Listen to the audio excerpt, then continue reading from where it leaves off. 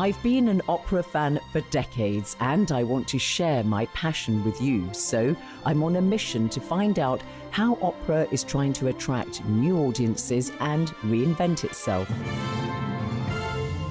This time, one of opera's greatest singers turns 80.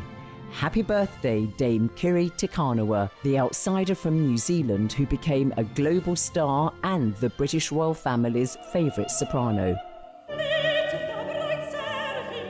I was a reliable, strong, good singer and made sure that my voice always performed as it should have done. It's incredible to think that she's turning 80, yet how much youth there feels in her spirit and in her recordings.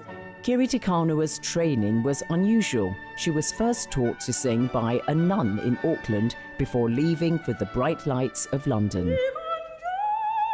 She's paved the way for opera in New Zealand and put us on the map. She's an icon to all of us. She shows what's possible. Kiri Te Kanawa was immensely popular with audiences at top venues such as here at London's Royal Opera House. She now devotes her time to helping a younger generation of talent. I owe Kiri her foundation an enormous amount, actually. And that was an enormous turning point in my life because it meant I could suddenly focus on singing. What do Dame Kiri Te Kanawa's extraordinary perseverance, sacrifices and hard work over a career spanning 5 decades tell us about how to reach the dizzying heights of world-class opera? Let me take you to the opera.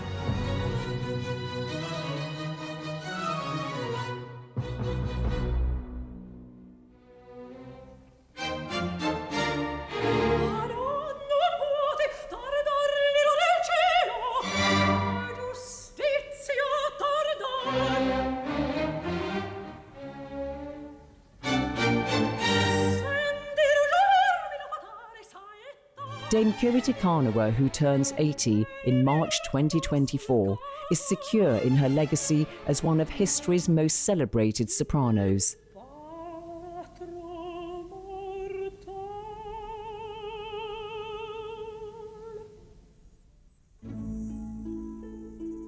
Dame Kiri has been all over the world but now prefers to live in the Bay of Islands north of New Zealand's capital, Auckland. Kiri prefers to stay out of the spotlight these days. However, she has granted us an interview to mark her 8th decade. I have singers saying to me now, I'm not sure if I'm going to get there, and you don't know. And then suddenly you get this amazing break, as I did. I had people around me. You can't do it alone. You can't have this career alone.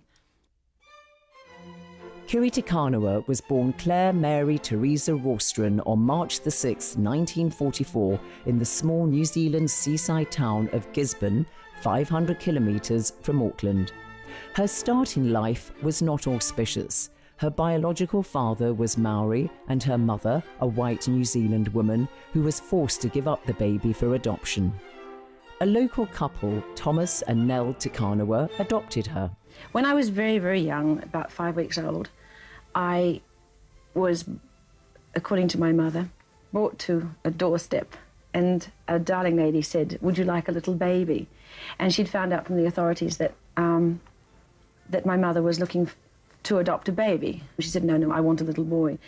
And so the lady went away, and then when she came back again, which was 3 months later, and the same baby, but slightly grown up, it seemed, a few more weeks older, my mother said, well, it must be meant to be ours, so she sort of went through the motions, and she said, yes, I'll take it. I had so much love from my parents. They gave me everything they could possibly give me. Her parents named her Kiri, the Maori word for bell. I think that the Maori side of me was interesting because my name was very interesting and being Maori was very interesting. I think that gave me a little bit more of a shine on my character.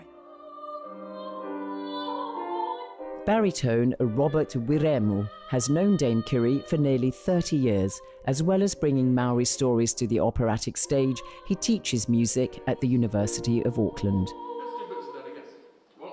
I remember seeing this amazing person on television, and that she was Māori meant for me that there was a possibility of having a career in music.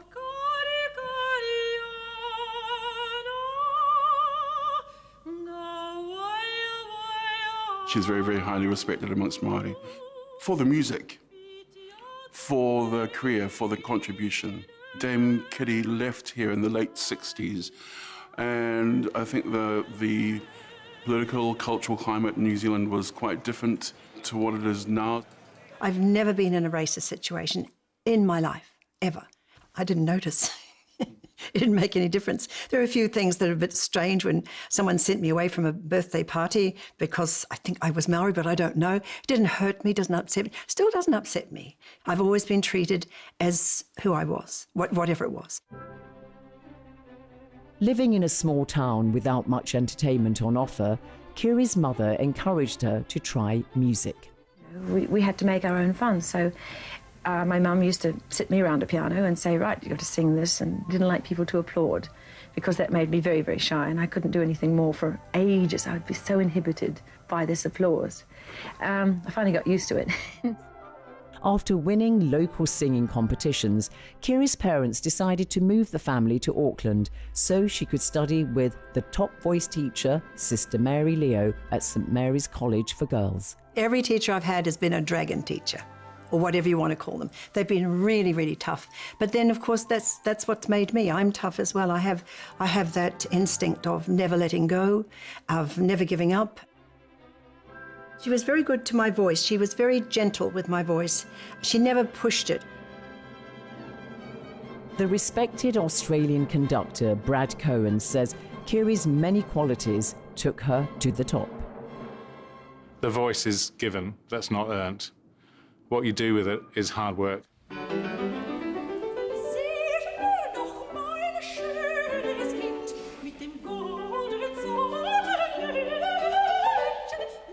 What she has is a voice that simply sings. There's nothing like it, is there? I mean, this beautiful instrument that has such elegance and flow, such clarity, matched to this beautiful person, this beautiful figure on the stage, and that's her gift to the world.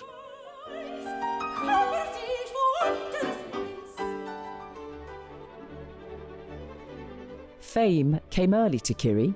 As a teenager, she was a pop star and highly sought-after entertainer in Auckland's clubs. But in her early 20s, she left that all behind for a new life in London.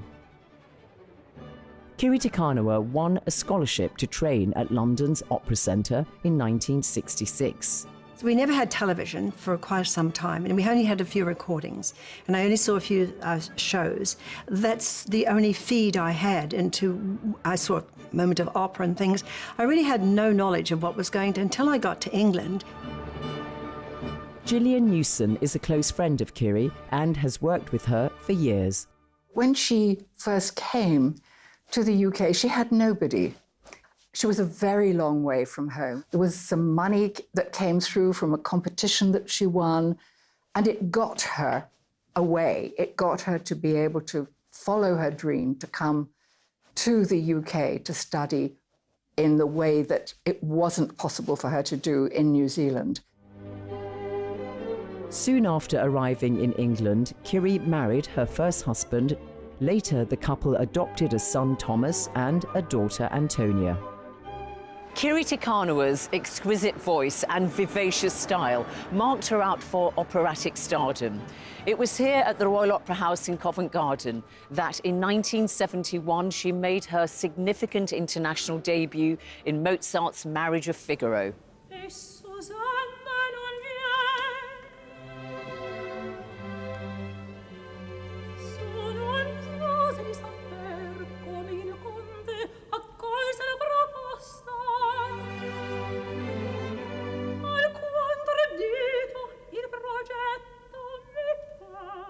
One member of the audience that evening was Nicholas Payne, who's followed Dame Kiri's career from the start and later became involved with her charitable foundation. I was sitting up in the very top of the theatre on one side, leaning over a rail in a cheap seat. Kiri was a young member of the company who had only done little roles for the last year or so, so it was a big and terrifying opportunity.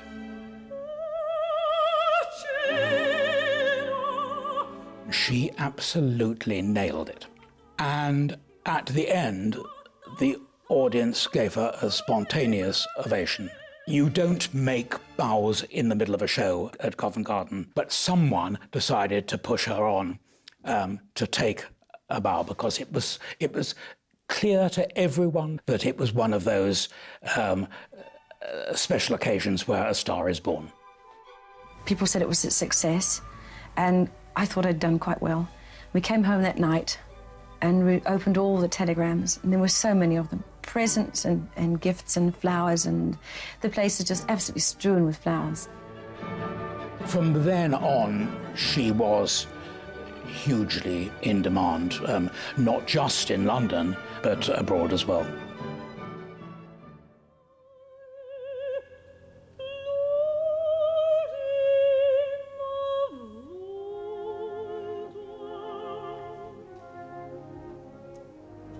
She is one of those rare people that you never take your eyes off her. You never stop listening. And she has a grace on stage. She's really, really dedicated to what she does, and always has been. She is an absolute perfectionist, and nothing is left to chance.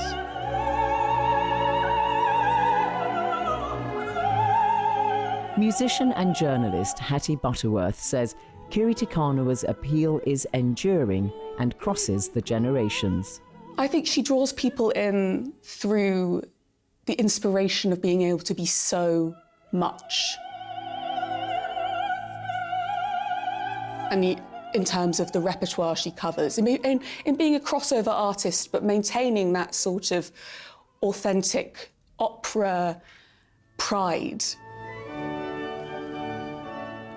In 1981, Dame Kiri captivated hundreds of millions of viewers around the world when she sang at the wedding of Prince Charles and Lady Diana.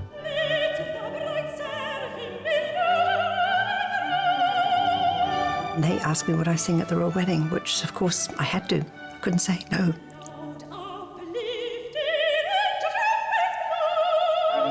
When you're singing in a space like a cathedral, I think acoustically, you can feel incredibly overwhelmed. I can imagine it might have been very difficult to hear the orchestra. It might have been very difficult to sort of even feel how she was singing. I can't imagine anything more terrifying.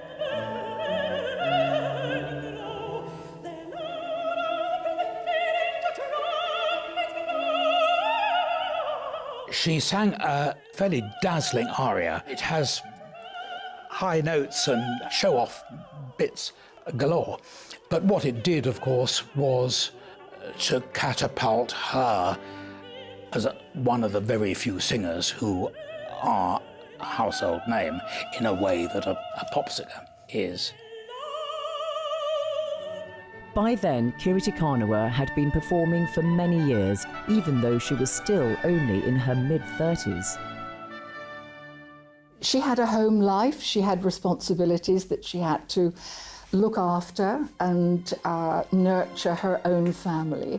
And that's hard when you suddenly are catapulted into an area that nobody really prepares you for that. He had lived for his love, for his country he died. They were all that to life had entwined him. I was a reliable, strong, good singer and made sure that my voice always performed as it should have done. You don't do cocktail parties, you don't do dinner parties, you don't do rugby, you don't scream and shout, you don't do anything. After a performance, you have a cup of tea and a piece of toast and you go to bed. The next morning you wake up and you do your exercises and you start your next day. But each day it's regimented that you don't do anything outside sing. Everything has got to be guided around how I'm going to keep her voice lubricated and in good shape.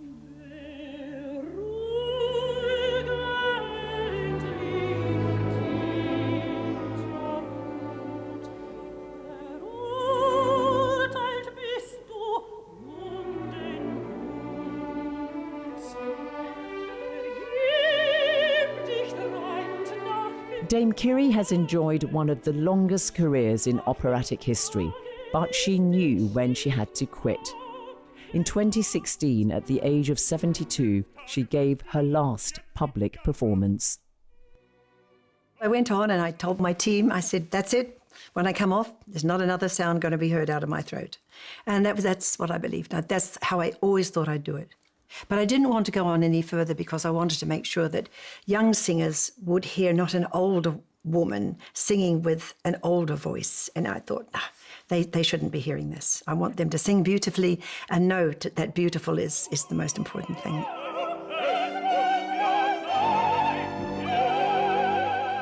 But Kiri Te Kanawa is still a towering figure today. Her life and success continue to inspire people around the world. The acclaimed Australian-born soprano Danielle Denise says she owes Dame Kiri a huge debt. She was a real force to be reckoned with, and I remember my parents saying to me, you know, Dame Kiri is from the Southern Hemisphere, and so are you. Dame Kiri is of a mixed background, and so are you. So if Dame Kiri can do it and make it as a singer, so can you. And I'm very fortunate to say that she became my teacher, and I spent many years with her honing in on my craft and working on my voice. She's the most incredible teacher. When you meet your idol, you don't know what that's going to be like, and she's surpassed all of my sort of adulation that I had for her. I have even more now after knowing her. For the last 20 years, Dame Kiri Te Kanawa has made it her mission through her foundation to help young promising singers, particularly those from her home country of New Zealand, like baritone Julian Van Mellarts. When I first came to London 10 years ago, I hadn't won any prizes or any scholarships or anything. I was broke. But I was offered support by the foundation, and that was an enormous turning point in my life because it meant I could suddenly focus on singing. It was after that I started winning prizes and my career started. You've been very lucky. You've actually enjoyed having masterclasses with the great Dame herself. What is it like to have a masterclass with a soprano of Kiri Te Kanawa's stature? She's incredibly generous with her feedback and with her time. She can be demanding, of course, but it's always to get you to sing better. We're going to start? So you're going to do Donizetti? Yes, please. Yeah. Okay. If a singer wants to have my input, they have to put up with who I am too, because that's how I've been taught. I don't think I'm tough, but I just say that this is the way it is. And if they can't take it, the real world is just as tough. Now, when you go for that top note, you do something, and you just lose it. I shouldn't. No. Okay. You sing it. Sing it. Okay. She looks at all this talent in New Zealand now and thinks, what can I do to help them now and to give them the opportunity of following their dreams just as I did. But now we can give them support that wasn't available to her all those years ago.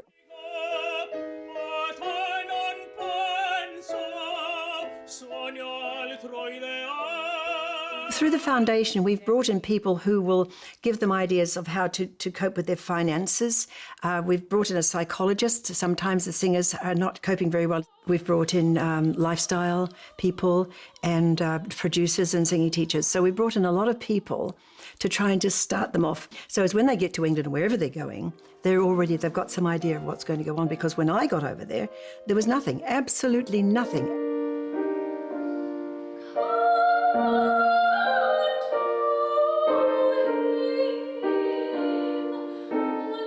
Soprano Alexa Harwood, who studies music at the University of Auckland, says Kiri has been key to opera in New Zealand.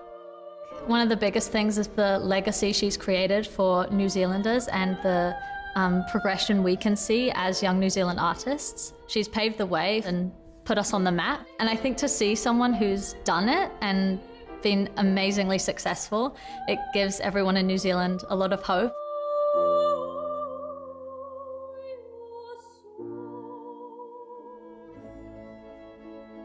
She really understands about the importance of transmission. And by transmission, I mean transmission from one singing generation to the next singing generation, but also about transmission of values, values of hard work, of perseverance, of canniness, of understanding of the industry, transmission of the idea of a singing culture in a land, a country. After 55 years living in London and travelling the world to perform at top venues, Dame Kiri moved back home to New Zealand in 2021. You need your family. You need, whether it's your close friends, your dogs, your grandchildren. She's very much somebody who really, really loves the closest things to her, and she nurtures that. I think she probably looks back and thinks, did I really do all that?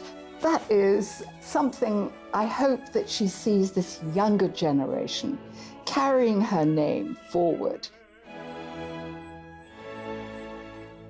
I'm amongst the lucky ones who've seen Dame Kiri Te Kanawa perform.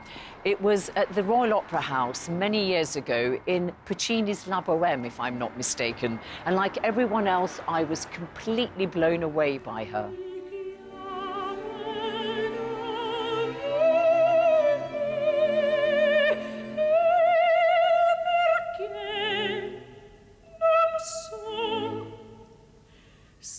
Her charm on stage is effortless, her voice so crystal clear, heavenly and secure. And what I find so appealing about Dame Kiri is that although she has reached the top of the opera world and received accolades galore, success has not gone to her head. She's remained at heart that happy-go-lucky, down-to-earth New Zealand girl of mixed Maori descent who now just wants to help others. What a wonderful legacy to celebrate at 80.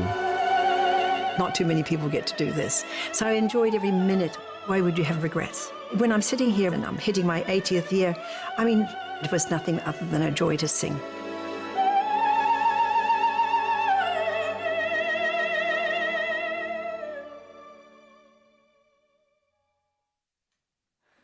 Happy birthday to you.